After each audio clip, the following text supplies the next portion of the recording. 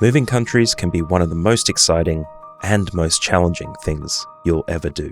And we're here to take one big worry off your plate: your taxes.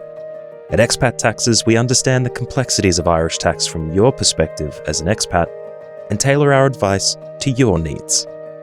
With decades of expertise, our team at Expat Taxes will help you navigate tax residency, cross-border taxation, reliefs and returns, and will work with your country's tax advisor to make sure your taxes are sorted. Whether you're an individual or a corporation coming from Australia, the United States, the UK, or anywhere in the world, we want to help you. So visit us at expattaxes.ie to book a consultation today, and let's make moving to Ireland easier together.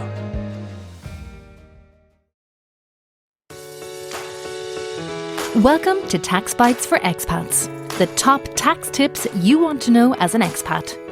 The podcast is here to help answer the common queries and concerns expats have when moving to or from Ireland. Complex taxes explained simply.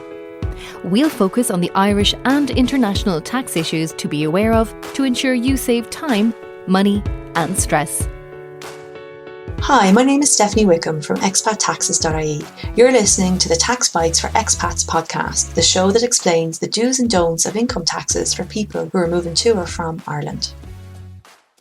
So today we are talking to the lovely laura.sant of CA Tax International on all the tax tips that you wish you knew before you moved to Ireland from the UK, or if you're planning a move that you will be delighted you know about. And I suppose from our perspective, this is something that we see very regularly. Clients coming to Ireland with a list of quite common questions or concerns about the actions that they need to take before they move here to make sure that they don't inadvertently cause any unnecessary tax headaches for themselves. Post-COVID as well, we've seen such a newfound interest in individuals moving to Ireland from overseas, whether it be an emigrant who'd moved overseas many years ago and has decided to come back, or perhaps a retired couple who want to come to live in Ireland to spend their retirement years, and then even the cohort who are working remotely for their UK employer. So we've seen it all, and we do quite a bit of work with Laura, and I know she's got some amazing tips to share today. But before she cracks on with that, Laura, thank you so much for joining us, and please take this chance to tell us a little bit about your background and what got you into the world of tax. Thanks ever so much for having me, Stephanie. It's lovely to be here. So in terms of me and my background, I trained to be an accountant at one of the big four accountancy firms, PricewaterhouseCoopers. And while I was there, I worked in their global mobility tax team, similar to yourself. So we would work with multinational companies who had expatriate populations that they would send either into or out of the UK on assignment for a variety of lengths of time. And we would work with both the individual and the company in order to ensure that the individual's tax affairs were kind of set up right as a result of the kind of cross-border working. I did that for about 3.5 years. And then in 2016, I moved to my family firm. I've got to be honest, at that stage, I didn't think I'd get many opportunities to carry on with this niche of expatriate tax. However, it turns out I was incredibly wrong on that. And I think probably the pandemic and Brexit have contributed to a larger number of individuals working for smaller employers who have decided that actually they wish to relocate. The employers wish to retain them, and as a result, I'm kind of seeing an awful lot more work in that regard. So yeah, that's kind of me in a bit of a nutshell. Well, it's not really though, Laura. You're too modest, because the thing I love about Laura is she's done this great intro and you have amazing experience from a tax perspective. But you also managed somewhere in the middle of that to become a doctor of chemistry. So I should really have introduced you as Dr. laura.sant, which is your proper title. Please tell us how in the middle of having children, training as an accountant and running your own tax practice, you've had time to also just casually on the side get a PhD in chemistry, because I think it's brilliant. Well, I started off in chemistry. I went to university. I did my degree. I actually spent a year in France while I was doing my degree.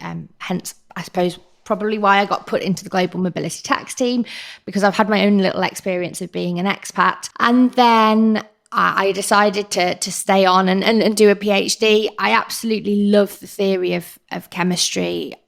I love figuring out how things work. However, I'm ridiculously clumsy, so there was only so far I was able to really take the chemistry side of things. And my father said, Laura, I really think you would enjoy accounting, and in particular, I think tax would float your boat. And he was right. As parents are all too often, unfortunately. And here you are now.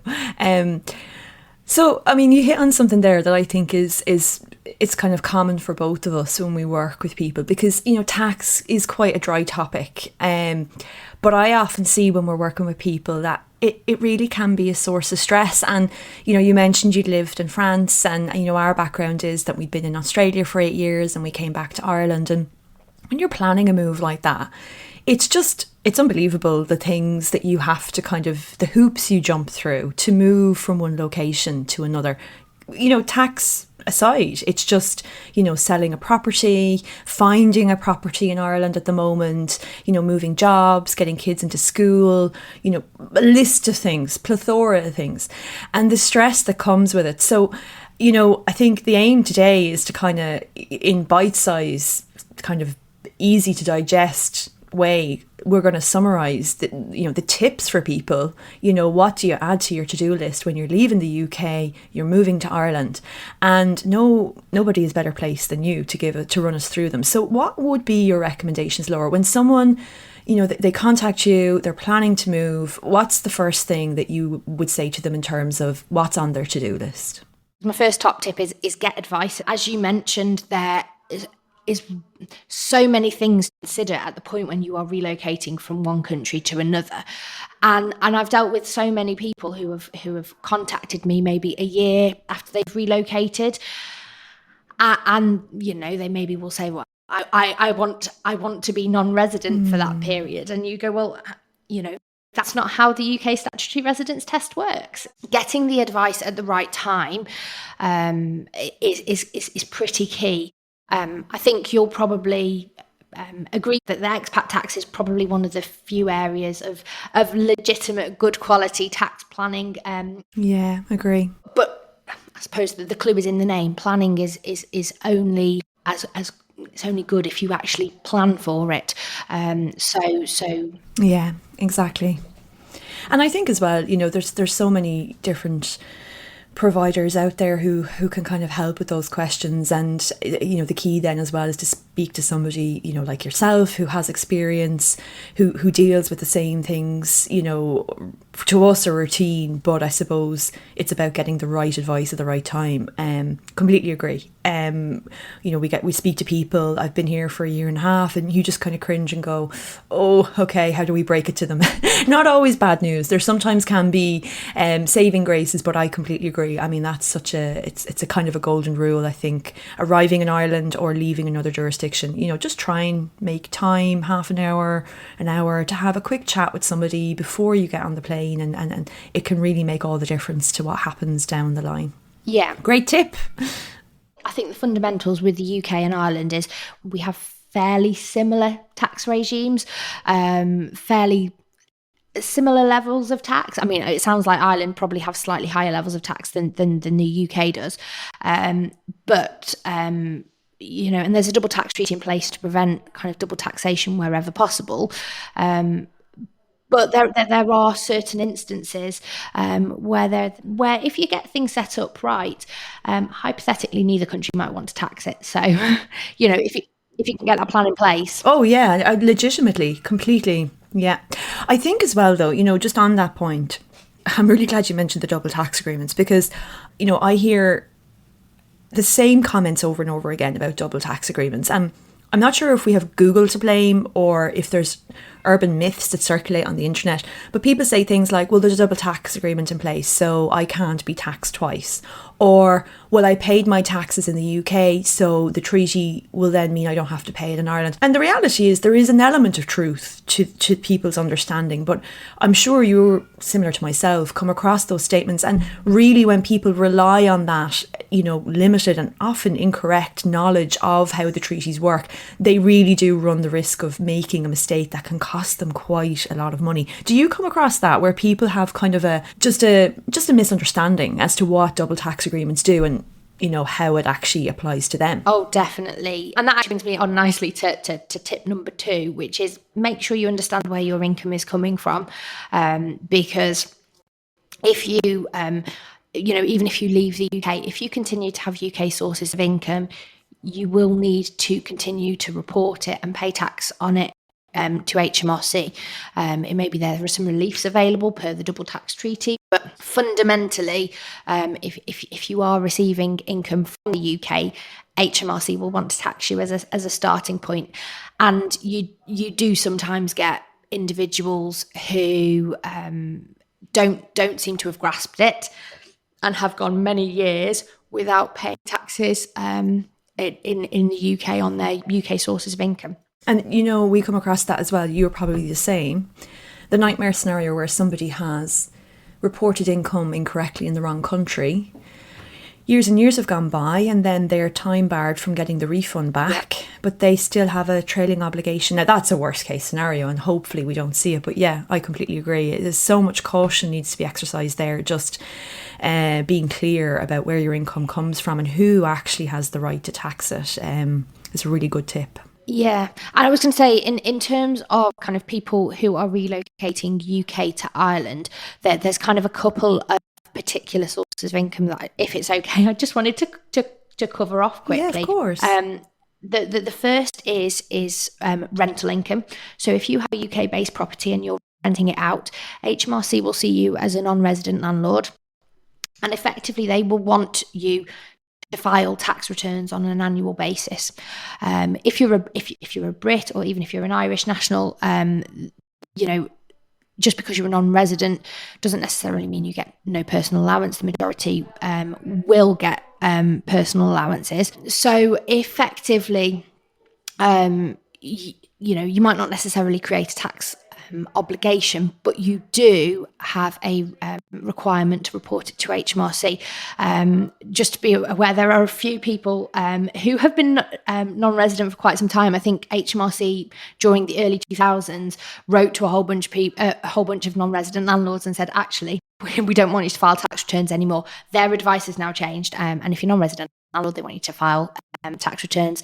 The second source of income that's worth just kind of flagging, and I think we talked about potentially doing another podcast in relation to that, is a lot of people that you and I are speaking to, Stephanie, are people who are relocating from the UK to Ireland but remaining with their UK-based employer. Yeah, so common now. And that adds levels of complication, and any UK-based workday that you undertake in that sort of scenario is going to be taxable in the UK. It makes things more complicated, and it means that you're likely to need to continue to file UK tax returns in order to reconcile your tax affairs year on year. It's a minefield. Definitely, I agree. Yeah, another podcast, because so common now. So common, really, really is.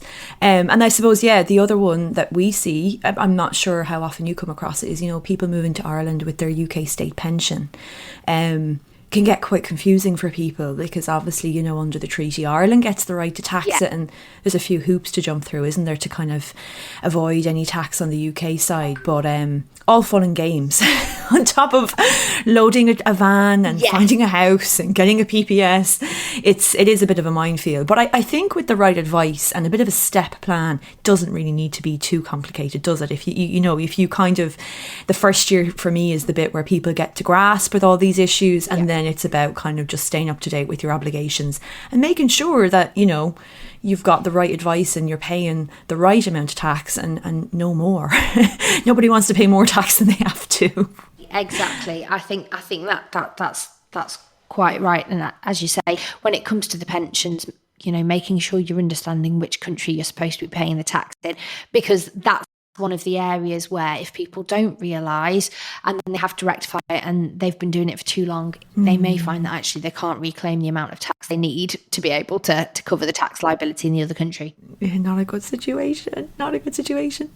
So your third tip, Laura, what would be your third tip? Third tip is a travel calendar is an expat's best friend, especially when you are going to a country like Ireland, which is so close in proximity to the UK, we haven't touched on very much, and we don't really have time to go through the statutory residence test in much detail.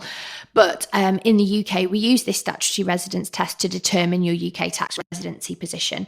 And it's a series of tests, and it looks at how many days you spend in the UK, what you're doing whilst you're in the UK. So fundamentally, from HMRC's perspective, if they ever ask to look into your tax affairs, that's the sort of evidence that they will want to see. And if you're kind of a borderline case where you are relocating or kind of traveling between the two countries on a few occasions each year, especially once again if you've got that link back for work and you have to go back work-wise, there's a possibility that your tax advisor will kind of need to see the travel calendar as well.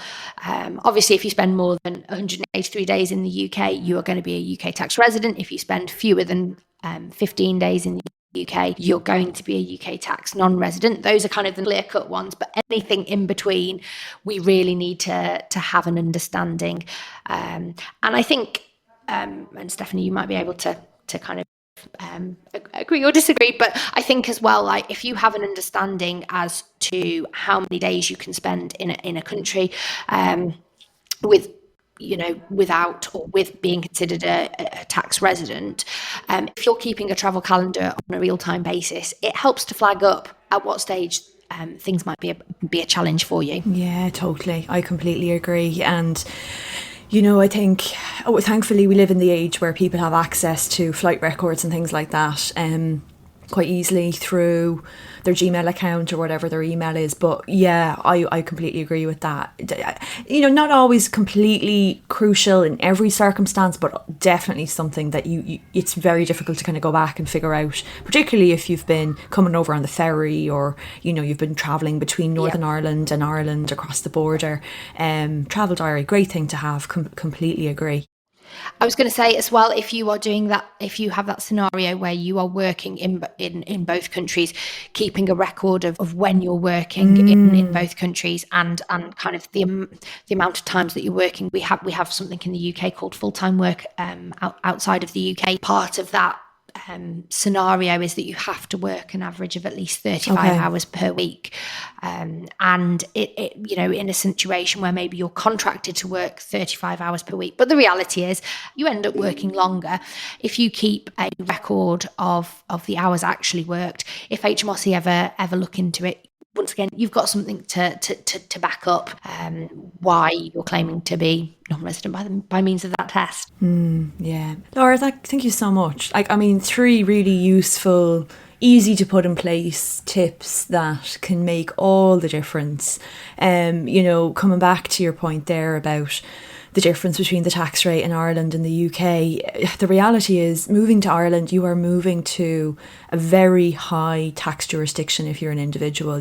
I think there's so much in the media about how the corporate tax rate here is so low, but there's such a disparity between that and what individuals pay. So from an Irish perspective, the tips you've given are useful from a UK perspective, but they're also really good from an Irish perspective, because if the individual is getting advice in the UK before they come here, chances are the advisor is going to allude to some of the issues that we see when they arrive in Ireland.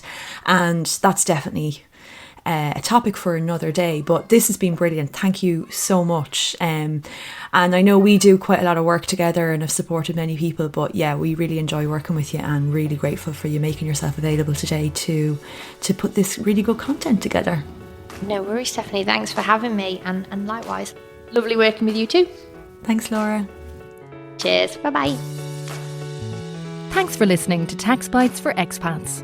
Please do leave a rating or review wherever you listen to your podcast. And as always, remember to take professional tax advice specific to your personal circumstances before acting or refraining from action in connection with the matters dealt with in this series. The material in this podcast is intended to give general guidance only.